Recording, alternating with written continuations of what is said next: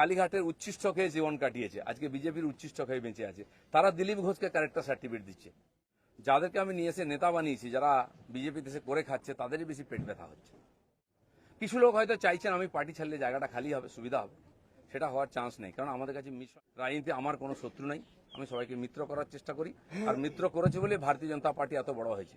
অন্য পার্টির আমার পাড়ায় বিয়ে হচ্ছে টিএমসি নেতার বাড়িতে, সে টিএমসি করে বলে তার বাড়িতে আমি বিয়েতে যাব না, এই ধরনের জঘন্য নিম্ন রুচির রাজনীতি দিলীপ ঘোষ করে না। একদম প্রথম প্রশ্ন সেরেছে শুরু করছি। আমি আগে সব প্রশ্ন করে নিচ্ছি, আপনি বলুন। আমি বলে দিচ্ছি।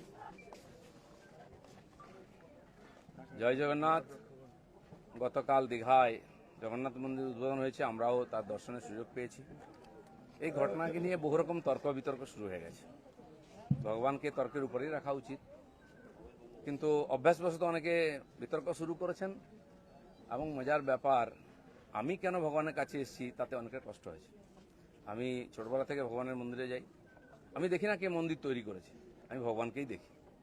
আর এটা আমরা জানি যে মন্দির যেই তৈরি করুক ভগবান সবার হয়। কালীঘাটের মন্দির তৈরি করেছে কেউ জানে না, বা তারকেশ্বরের মন্দির কে তৈরি করেছে আমরা জানি না, কিন্তু ভগবানকে দর্শন করতে যাই তখন ভুলে যায়। রাম মন্দির কে তৈরি করেছে সেটাও লোকে ভুলে যাবে, কিন্তু রামকে মনে রাখবে। আমি এসেছি, পশ্চিমবাংলায় সবকিছু তো রাজনীতি হয়, হয়েওছে, কিন্তু আমার খুব মজা লাগছে। আমার পার্টির কিছু লোক খুব কষ্ট পেয়েছে, যে পার্টির কর্মীরা কষ্ট পেয়েছেন, হতাশায় ভুগছেন, কেউ কেউ ভাবছে সুসাইড করবে কিনা। আমি বলছি বিজেপি করতে গেলে হতাশায় ভুগবেন না, চোখের জল ফেলবেন না, কারণ আমরা পার্টি দাঁড় করিয়েছি রক্ত দিয়ে আর ঘাম দিয়ে। যেন বিজেপির কর্মীরা পেছনে তাকায় না, ভয় পায় না, সন্দেহ করে না। যতদিন আমার মনের মধ্যে, আমাদের কর্মীদের মধ্যে সন্দেহ ছিল না, বিভেদ ছিল না, পার্টি এগিয়েছে। যেদিন থেকে এই ধরনের অপসংস্কৃতি ঢুকেছে তখন থেকে পার্টি পিছোচ্ছে।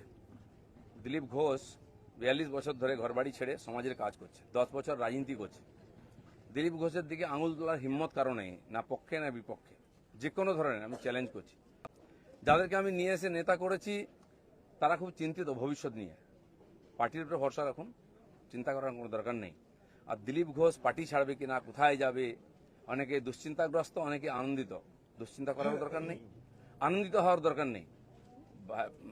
দিলীপ ঘোষ দরকার হলে রাজনীতি ছাড়বে, কিন্তু পার্টি ছাড়বে না, বিজেপি ছাড়বে না, এটা পরিষ্কার বলে দিচ্ছি।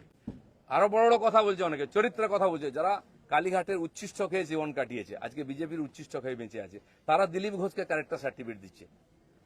যারা 4টে বিয়ে করে, 14টা গার্লফ্রেন্ড রাখে, রাত্রের জীবন একরকম, দিনের জীবন একরকম, তারা দিলীপ ঘোষকে ত্যাগী ভোগী বলছে। আহাম্মক, রাস্তায় দাঁড়িয়ে বলো লোকে কি বলবে। দিলীপ ঘোষ আজকেও